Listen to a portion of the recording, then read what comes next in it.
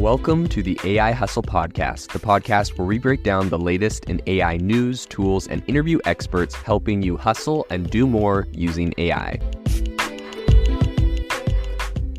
If you've been following the podcast for a while, you'll know that over the last 6 months, I've been working on a stealth AI startup. Of the hundreds of projects I've covered, this is the one that I believe has the greatest potential. So today I'm excited to announce AI Box. AI Box is a no-code AI app building platform paired with the App Store for AI that lets you monetize your AI tools. The platform lets you build apps by linking together AI models like ChatGPT, Midjourney, and 11 Labs. Eventually will integrate with software like Gmail, Trello, and Salesforce, so you can use AI to automate every function in your organization. To get notified when we launch and be one of the first to build on the platform, you can join the waitlist at aibox.ai. The link is in the show notes. We are currently raising a seed round of funding. If you're an investor that is focused on disruptive tech, I'd love to tell you more about the platform. You can reach out to me at jaden@aibox.ai. I'll leave that email in the show notes. Microsoft has just said that they have spent hundreds of millions of dollars on a ChatGPT supercomputer. This is super interesting, and we're going to break down what exactly this means and why they would have done that. So flashback to 2017, Microsoft invests $1 billion into OpenAI. And that's actually a pretty significant amount of money when you look at a lot of other startups that have been going around. $1 billion is massive. And what's even crazier is just this year, they dwarfed that by investing $10 billion into OpenAI. Now, obviously, these are some pretty massive numbers, and the 10 million makes the 1 billion, or the 10 billion makes the 1 billion seem small, but this was actually a very big deal for Microsoft. Essentially what happened was what they saw back in 2017 was big enough for them to completely switch their focus and to hyper-focus on what they viewed as the next big thing, and their investment and their gamble there really paid off. What they said that they ended up doing was connecting tens of thousands of NVIDIA A100 chips, and they essentially reworked their server racks to build the hardware behind ChatGPT and their own Bing chatbot. So Microsoft actually just came out with a new blog post pretty much where they kind of outline exactly how they created Azure's, which is their cloud computing thing, how they created Azure's powerful artificial intelligence infrastructure, which is currently used by OpenAI. And they also talked about how its systems are getting even more robust in the future. This is a very big deal, and to me, I actually think this is pretty important to know because I recently heard from an ex-employee who just left AWS, Amazon's cloud platform, and they said that new management that has been brought into AWS really is not doing good for AWS, and they think that it's going to be a flaming pile. Now, that being said, full disclosure on my current projects, I'm still using AWS. I don't think the whole company is going down. It's the biggest and so far is the best. But this is really important to notice because if you also just look at what has been happening in cloud computing lately, AWS has significantly slowed in its growth, and you're seeing the rises of Azure and Google Cloud coming up and some other players. So this is really interesting. Did Microsoft accurately predict how powerful AI was going to be? Because what they've been saying straight from Microsoft's vice president of AI and cloud, which is Scott Guthrie, he said that the company spent several hundreds of millions of dollars on this, this project they did for OpenAI.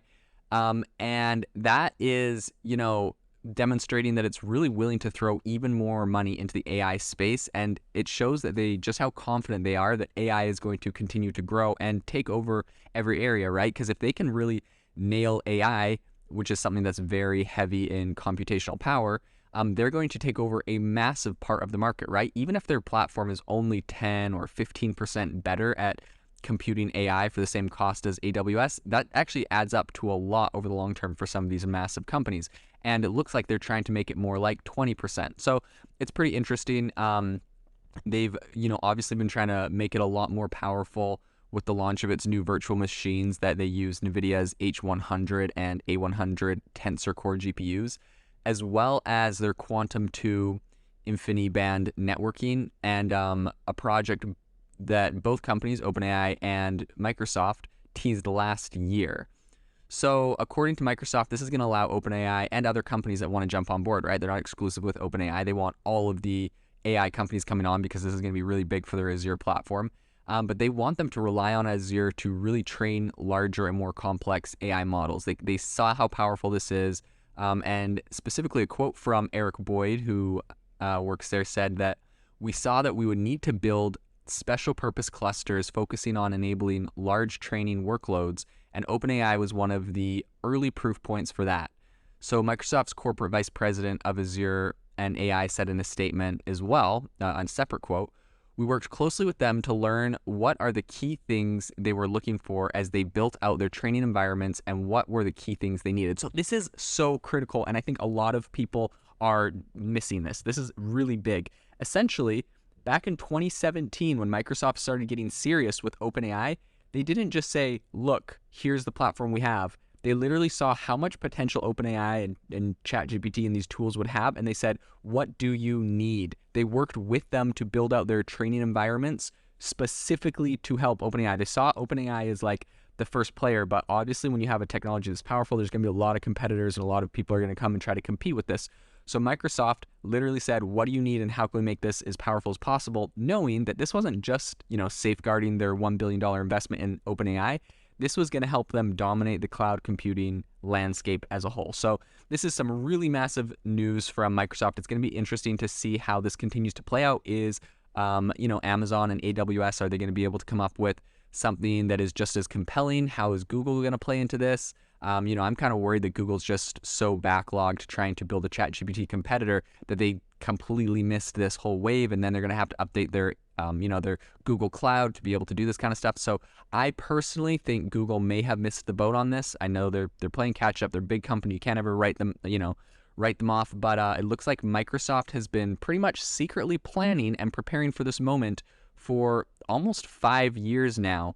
And it looks like they have really just come to a point where, they put Bing back on the map. They put Microsoft Azure as a massive player in the cloud. And now they're supporting and, own 50% of one of the hottest tech tools of our time, which is ChatGPT. So it's going to be really interesting to see how this plays out and how people and other big companies respond to this. If you are looking for an innovative and creative community of people using ChatGPT, you need to join our ChatGPT creators community. I'll drop a link in the description to this podcast. We'd love to see you there, where we share tips and tricks of what is working in ChatGPT. It's a lot easier than a podcast, as you can see screenshots, you can share and comment on things that are currently working. So if this sounds interesting to you, check out the link in the comment. We'd love to have you in the community.